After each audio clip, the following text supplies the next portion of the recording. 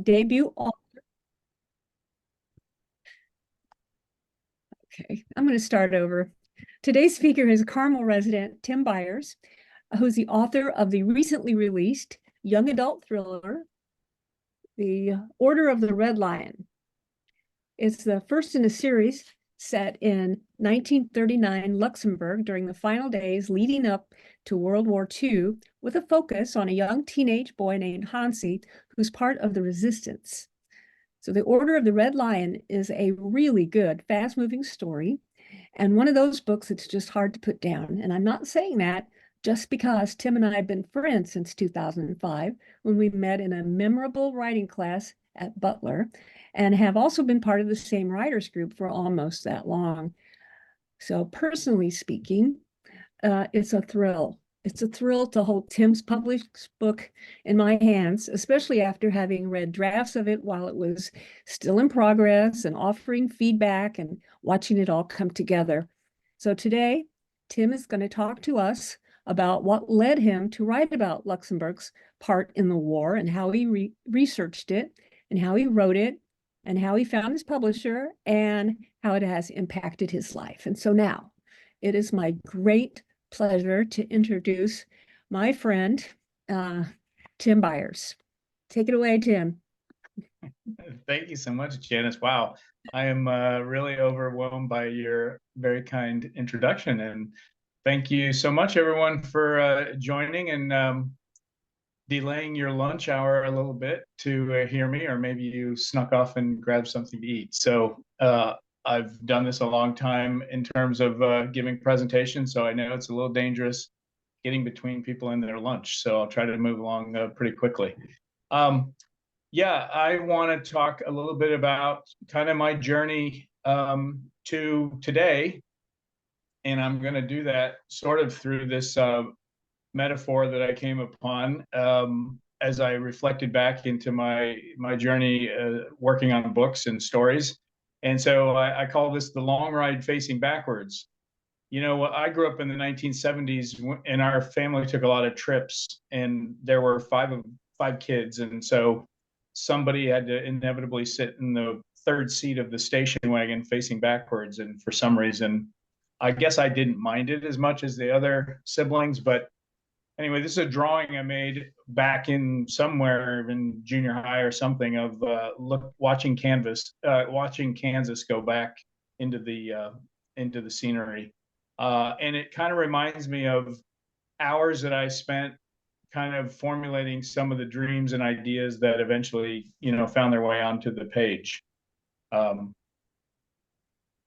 So the way I'm going to structure this is really, I want to talk about, notebooks, novels, and navigation, and hopefully that will make some sense as I move along here. So first of all, notebooks. So my journey as a writer, my writing journey, kind of started about somewhere in middle schoolish, 5th or 6th grade. I remember my dad, who was an engineer for the phone company, he would bring home these blank appointment books that salespeople were giving him, and he'd bring them home, and nobody really wanted them, but I took them and I started writing stories, and I'd put these stories in these books. And eventually I kind of graduated to more notebooks, like regular notebooks, but I wrote some of my earliest stories starting back in about 5th and 6th grade. And I think this novel, The Hard Road, I wrote in maybe 7th grade. Kind of fast forward to today, where that carries through is that my process now is I always write the first draft, or what apparently I'm not the only one who calls it draft zero, but I write my very first draft longhand in a spiral notebook. And I find, my favorite, the world's best pen, the G3 or the G2. And I take the G2 and I take the blank notebook and I write out the entire draft. And I just find that doing that allows me to just get the story down and to focus on completing something, which sometimes is a challenge for me. But it also prevents me from doing a lot of editing. When I find that I'm at a keyboard, I will just end up, editing and stopping and working on a phrase and just kind of getting stuck. And so the notebook, the blank notebook helps me kind of keep that moving. Also, in terms of my process, like if I'm writing something, because I write about historical fiction, I stumble upon a lot of things that need to be checked. I love history, and I have, I think I've studied it, for years and years and know a lot, but there's always little details and so I'm not, I'm happy to make little notes in the margin to say, hey, question mark here, is this, I need to research this, or if I'm stuck on a particular store part and I can't really write it out, I might just summarize what I'm trying to accomplish and then just keep moving. But the purpose, I think, and the benefit of this approach is it really allows me to move ahead on the early drafts and really get something complete done. So that's kind of the notebooks section. Moving on to novels, I was inspired back in those middle school and junior high years during those trips by a novelist named Alistair MacLean. And so these are a couple of his most famous titles, both made into really exciting movies. The Guns of Navarone had Gregory Peck and Anthony Quinn, and Where Eagles Dare had Richard Burton and Clint Eastwood. Quite, exciting. I love these books as a, junior high age boy. What I loved about them is that they were full of action. Both of these happened to be set in World War II, although some of Alistair MacLean's other novels were set during the Cold War. But what I liked about these is that the hero was pretty, I'd say fairly realistic compared, for example, to like a James Bond. And I like the fact that they would kind of solve their quest more by determination and toughness, and MacLean would drag them through the ringer. I mean, would just beat the heroes up on their way to the finale, or to the big saving of the world, so to speak.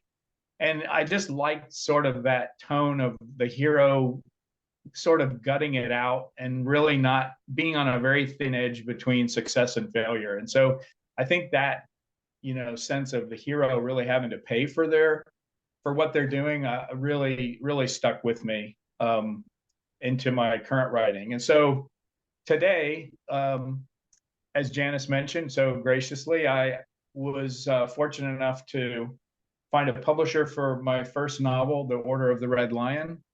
It tries to honor that, I guess, that spirit of those early novels that I enjoyed.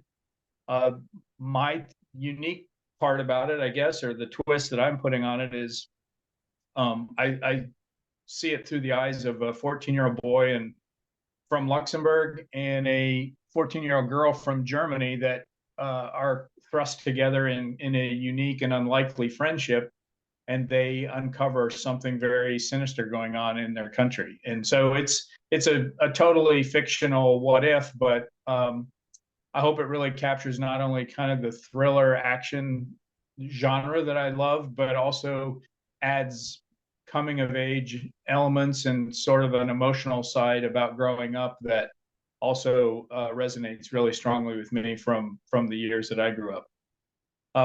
For now, it's planned as first in a series of 4 that will visit different situations that happened throughout the war. And right now, I'm in the process of finalizing a draft of my second book, which is going to be called The Vianden Deception, or at least tentatively that's the title. And that's set in the town or the village of Vianden, which is pictured here, where there is a very cool castle up on a hill. And during the war, it had not been restored to the state it's in there, which is present. But so it features in book 2 with Hansi going on another adventure. So, very much shaped by my earlier years and the novels that I read, and I hope honors that spirit. So that leads me then to navigation. So, and navigation was a nice word that started with N that made my alliteration kind of complete, but it's the weakest of the three, I admit. But basically, the way I got here was, all these trips and all the things that happen in life, can contribute often to, what we put on paper. And I would say definitely these long car rides, family vacations to different places in the States. I was very fortunate that my parents wanted to do that and took us on those kinds of trips where I had lots of time to draw and create and read. And I think that really kind of set um, something important for me. Like most boys my age, or many boys my age, I was fascinated with building models, plastic models. And so I could never get enough of building military kits, of different scales, airplanes, military vehicles, tanks, etc. I really enjoyed that quite a bit. When I was in college, this probably set the stage most, obviously, for my book about Luxembourg. I spent a semester studying in Luxembourg as part of my study with Miami University in Oxford, Ohio. And that's where I think the dream really got locked onto the city of Luxembourg, where you can see, if you squint a little bit, you can see the city built on these massive cliffs. And these cliffs were made into fortifications in medieval times, and there's a labyrinth of tunnels underneath. And so it's just a really charming setting for what I was trying to accomplish with the thriller story. I've also spent time. I've had really I consider a real privilege to take some other unique trips, visiting the Soviet Union in 1982 as part of that semester. And then I spent 10 months in Russia when the Soviet Union had just fallen. I spent about 10 months there with my family and some others, doing some work there right at the end of the communist era in Russia. So I feel like I've, really had some opportunities to see slices of life that kind of took me beyond like the tourist world. Luxembourg happens to be the place where the Battle of the Bulge Cemetery is. So all the American casualties from the Battle of the Bulge are there in Luxembourg, and at the base of that white pillar is General Patton is buried there as well. So that was very informative for me as well. And there's a picture of me sitting on a wall somewhere in Moscow in 1982. And me with a couple of my children when we lived there in 93. Okay, so how about now? What does all that mean now to me as a someone who's writing fiction? Very pivotal, and Janice mentioned that really tremendous workshop where I met her, and that friendship continues today as in professional work together as well. But some of the things that really stuck with me, that really resonate is things that we learned there. And one of them is, I would summarize it as, learning to write as a professional. And that doesn't mean really like making money, because took me forever to get a publishing contract, and I'm not making, hardly any money off of this, but the professional attitude, I think, turns out to serve me more better, because learning to write anywhere and everywhere, and to sort of, understand excuses that I make, toward my work, like, oh, I'm too busy with work right now, I have to do this other stuff, I'm not going to write the stuff that I really want to write. And just sort of like engaging on that level of going, no, this is work that I really want to do. And I've got to fight through those excuses and those different reasons, and I've got to do the work. And I sort of create enough professional distance to allow me to discipline myself in a way that, sort of really serves the creative side and the inspirational side as well. And I'm sure most of you, or if not all of you, can probably agree, when sometimes just by sitting down and doing the work, the inspiration comes. And I've been amazed at how many times by just continuing to do the work, I solve the problems in my writing, the situational problems in a chapter solve themselves simply by writing, listening to the characters, writing the dialogue, really trying to be as open as possible about what's happening. And sure enough, an idea pops in and you go, oh, there's what I was looking for. If I hadn't been doing the work of the actual writing, I often can't think of the solution ahead of time.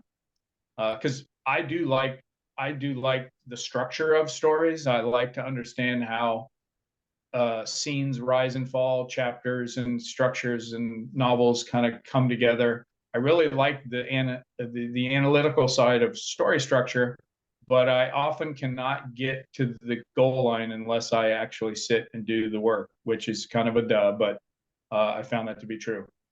Another important principle for me in this journey is that even though writing is such an intensely private thing, it's very few of us, I suppose, can actually collaborate as a writer. I know it happens and it can be done, but for me, it's a very private thing. I want it to be the way I want it to be, and yet I have to balance that, and found I needed to balance that with letting my friends and family in more than I normally might. So that began years and years ago by going to this workshop and letting people know, hey, guess what? I'm actually going to do this. And, you get surprises like, oh, I didn't know you wanted to write, or, whatever the kind of reaction you get. And I had to be willing to kind of let people in.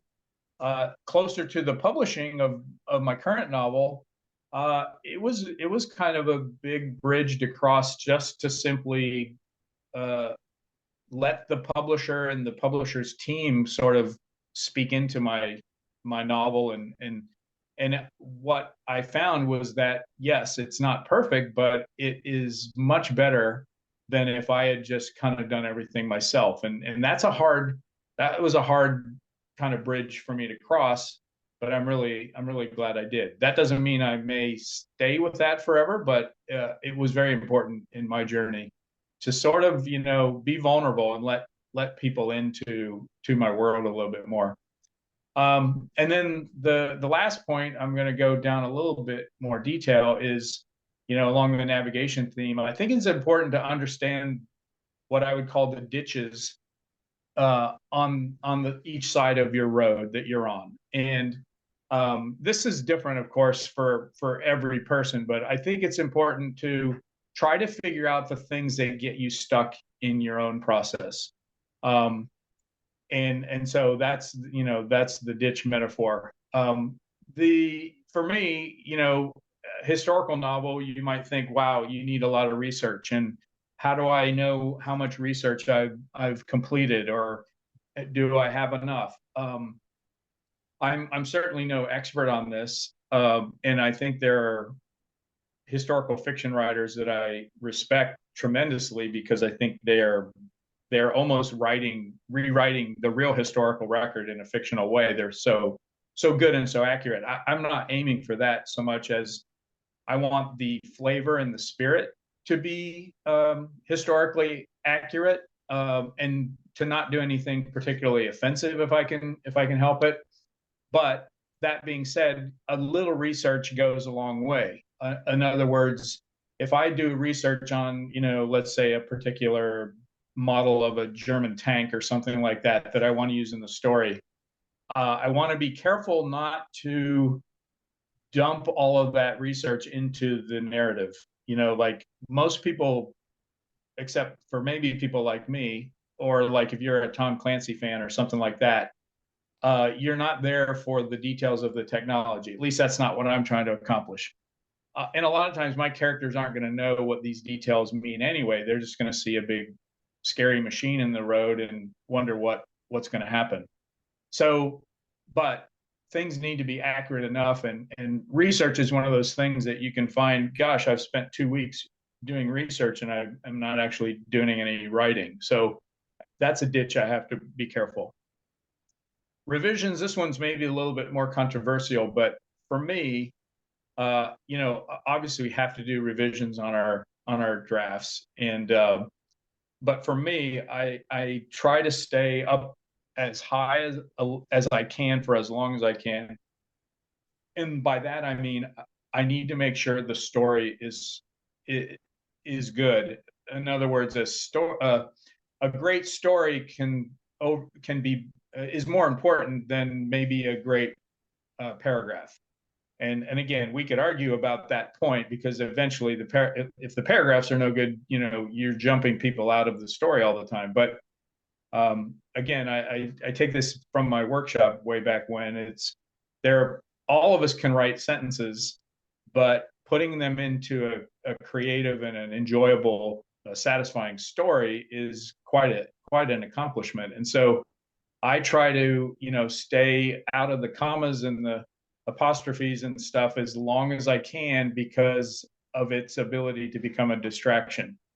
At some point when I've, beat it enough, I have to say, okay, now it's time to focus on those things. But I try to avoid that as a ditch to not analyze the story and what is it doing on an emotional level and pacing and all that good stuff.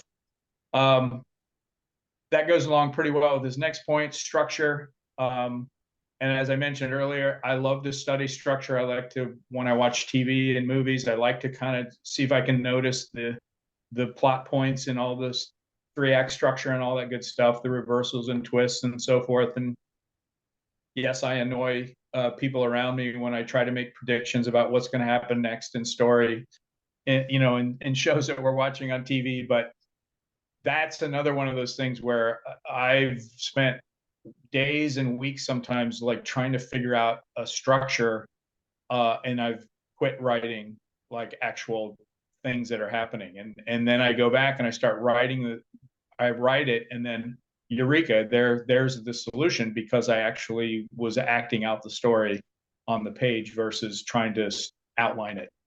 So again, people argue over, do you write by the seat of your pants or do you plot? It really is up to you. But to me, what's important is to kind of just know when you start getting off track and you start heading for that ditch. And then finally, for me, one of the common themes in my work as doing writing is I have a lot of voice of fear in the process. And I do in the rest of life too, that I have to really sort of talk to and negotiate with, and sort of had to learn kind of the place of that. And so I've kind of come to the advice of, when it comes to fears and things that sort of bog you down in life or in your writing work, don't deny them. Like I give those voices a seat at my table, if you will. But maybe in the past that seat at the table might have been right, like a prominent seat. And now I've tried to push it further down, further at the edge of the room, not to where it's silent, not to where I'm in denial of those fears, but just to kind of keep them in a different context, and to, listen to the voices that have ways to move forward. And I've found that at least a little bit by doing that, I can move ahead and keep going. Because really, as most of us have encountered in the writing life, like there's a lot of barriers, to moving ahead and getting things to the way you want. And, a lot of them are inside my head. So trying to come up with ways to negotiate and to fight through those is very important, I've found along the way. Okay, so pretty much toward the end, to where we can have some questions, and so finish with the question, hey, are we there yet? Remember that, on the vacation constantly, before we had iPhones and navigation, GPS to know exactly where we were. What's next? For me, very focused on finishing book 2 and seeing if it's good enough. Talking about, the point of fear on a second book is, well, people were surprised. I had friends who were like totally surprised that I wrote a book and got it published. And, you could kind of see the amazement in their eyes and hear it in their voice. And so the fear of book 2 is, okay, the surprise is over. Well, now it's just business as usual. And if the story is not as good, all that kind of stuff can pile up. And I have to really just kind of say, okay, I hear you. Go sit back down, go back to work, and that's front and center. Um, it leads to a larger question, really, that's important to me, and I hope would suggest could be important for you, is why do we write? I think that's very much tied to the work we do. It's tied to the barriers that we encounter. For me, it's a good question. I mean, there's a picture there of me sitting with my daughter, years and years ago, with a sort of almost like a picture book version of this story that I wrote. And I love telling stories to my kids before bedtime. Often were made up stories. The Hansi story in some flavor was one that my daughter really enjoyed. So part of me, and then there's a picture of me just last October in Luxembourg with my daughter, sharing memories and talking about places in the story. And so it was very, very special connection and moment between my daughter and I. And also for my wife, who's there in the lower right corner, part of this opening up my journey and being vulnerable is letting my family into this, and kind of saying, look, I do this other job to make a living, but here's where my heart really is, and I really want to do this, and letting them into it and allowing them to care and be part of it has been really, really great. And so they're totally connected to my process here. And all of that leads me really to the last picture, which is an engraving that the Dutch painter Van Dyck did, I think, in the 1700s or something. But it kind of visualizes a story that's important to me from the New Testament, where Jesus has healed 10 lepers, and they all are excited, and they take off, and then one of them turns back and says thank you. And so to me, being grateful for this look back, out the back of the station wagon has been very important to me. I think it has really been helpful to me, and I am really grateful for really all of the little twists and turns in the journey, and that has led to this point. And so I would leave with you, thank you so much for inviting me today, and I really appreciate the opportunity to kind of share this story with you, and hopefully it spoke to you at some level, and made you curious, and or maybe helped you think about something in your own work that will help you continue. So I'll leave it at that. Here's my contact information. If you want to check out my book, you can go to my website and see it. I'm not super savvy on all these social platforms, but I do have presence in there. So would love to connect with you and learn more about what you're doing.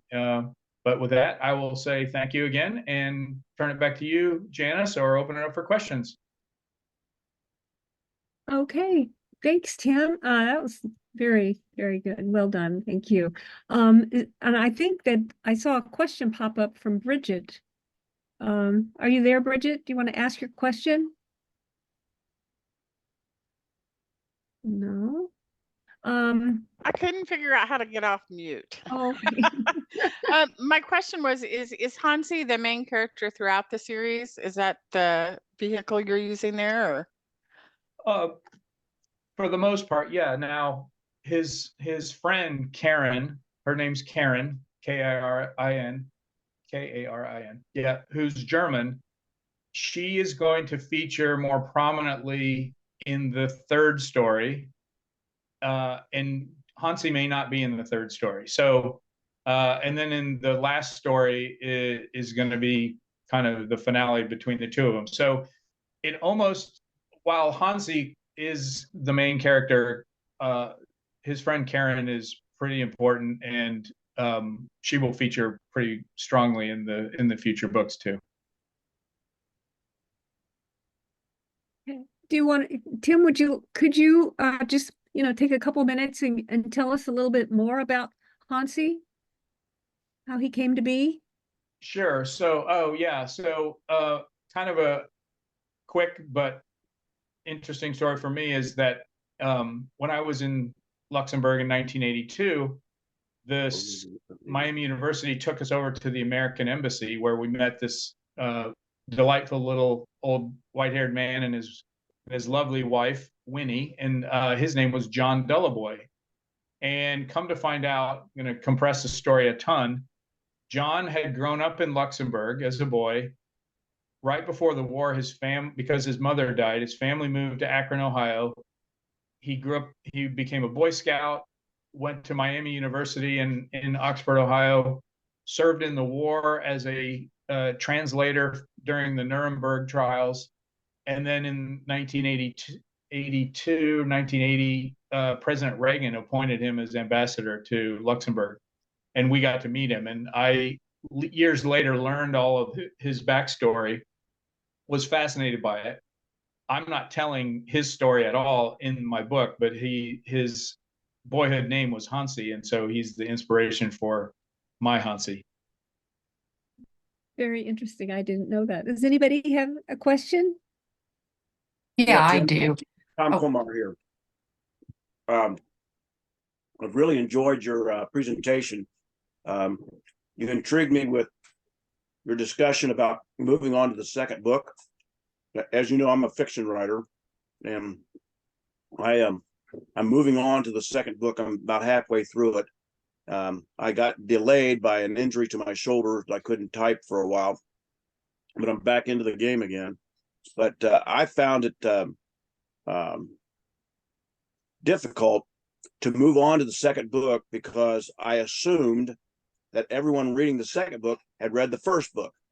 So I had to go back and do a lot of rewriting to kind of make it flow to the second book. And I'm starting to do that right now. Do you have any advice? Yeah, thanks, Tom. A little. And I'm not sure exactly, but I'm taking the approach of not assuming that somebody read the first book. Now, because that creates, first of all, a lot of backstory that might be important. But I got to be careful, got to be real careful just dumping a bunch of backstory into the second book. And so I'm okay, and I think it's sometimes good to, and in fact, I think it's really good to just hint at backstory sometimes too, because I think it creates depth. So, if you think of I think of Lord of the Rings or something, for example, like they're traveling around in this world that has all this history sort of suggested in it. And it just makes it very rich. And so for me, my advice would be try to minimize the references to book one if you can. And, it's a bit of a trick. I've read some series where, the later books always have kind of this little chunk where you kind of go, well, here's how he recaps, what happened in the past. And as long as it's not too long, you might be able to get away with it. But I'm just very wary of, too much backstory. And because as many of us have learned or we've heard, backstory often is a sign that we're not confident about the front story. Like if we're always just jumping into the backstory, trying to sort of set stage, that might indicate we're not sure about what we really want to happen in the front of the story. Okay, that makes a lot of sense. Thank you. Sure. Hi, Tim. This is Carol. Hi, Carol. So could you talk to us about your journey in finding a publisher? And if this publisher was the first that you went for, and if not, how was your experience, and if you have any takeaways from that journey? Great question. My answer is a little bit like Steve Martin's old joke where he said he had the three-step foolproof three-step method for becoming a millionaire. Step one, get $1 million. this is something that I've always struggled with. Like, I've queried a little bit. I've queried agents. I've gone to a couple conferences where I tried to pitch my book, et cetera, et cetera. Really was getting nowhere. I had, you talk about the fears. I had huge fears that, young adult World War II doesn't work because young adults don't learn World War II in school like we did, or whatever. So that still might be true. I really can't tell you. But I had all these fears. So, I tried a little, and I was really pondering for the last 5 years, probably, like, just self-publishing. 3 years ago, I decided I'm going to put a little money of my own money in and have somebody do an edit, just to see if I'm, where I'm at as far as the quality of the manuscript, etc. So I went on Readsy, I think it was, Fiverr, one of those. I found somebody who did, kind of thriller editing, whatever. Got pretty good feedback, and then he turned me on to a publisher, like, that was publishing through Amazon. I was excited. The guy read my manuscript right away, was very excited to publish my book. But then something was going on in his own life, and he kind of started ghosting me, and I had really difficult time getting with him. Sent me a contract, then disappeared when I tried to interact over feedback, blah, blah, blah. That fell through. And I was discouraged, back to, thinking, oh, I'm just going to self-publish this. And then just so happened that I ran into, through a contact of my wife's at the school she works in, somebody who was starting a small publishing company, loved World War II, was really going to focus on some other genres, but loved World War II so much. We met for breakfast. I thought I was just kind of making a friend, and by the end, he was like, I'd really like to publish this book. And so he's a small publisher. He's been great. Like, he's super transparent, very open, listened to my suggestions, particularly on, like, cover design, where some of the early drafts, like, I really didn't like, and I was really upset and really nervous about how the quality was turning out. And he put it through some other rounds, and sure enough, we got something that everybody seems to like, and I like. My takeaways are not that extensive, because I feel like I'm on a one-of-a-kind journey, just like every other publishing journey I have heard. I have a contract for this book, but I have to sign a new contract for my second book. So I guess that's a good thing. That gives me an opportunity to maybe reshape it the way I want. It gives me an opportunity to reconsider whether I want to go this route at all. But I'll be completely transparent to say, I wish it was easier. I wish the publishing, there's a lot of opportunity and a lot of possibilities, and I have no idea how to crack any code. So I wish that was a happier answer and I had advice for everyone, but that's just kind of been my story. I feel very fortunate to be where I am. I'm very grateful. How does one duplicate this? I have no idea.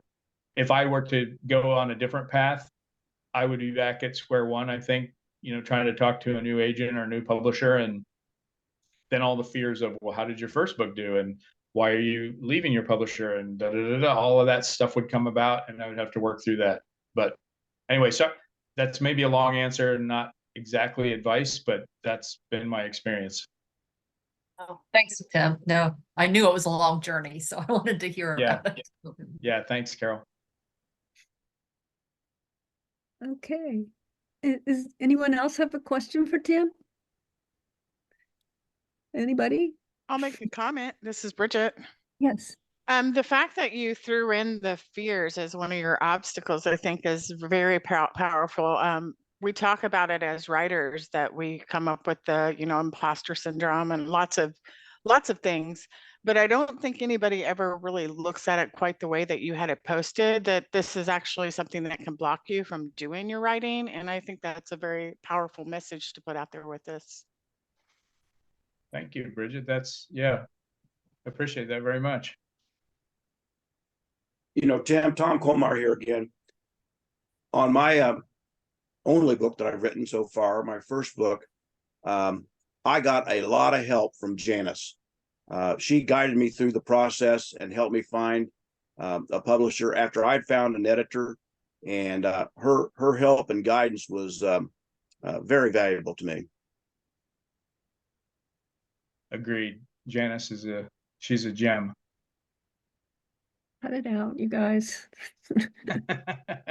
Well, Thank thanks you. again, everyone. I really appreciate the interaction and the opportunity to share with you today. Okay. Thank you, Tim. Well, thank you, Tim. It's been great. So thank you, because we go way back, so this is a first for both of us. So I will see you again at our next meeting. Sounds good. Thanks for coming. Bye all. Bye. Bye. Thank you.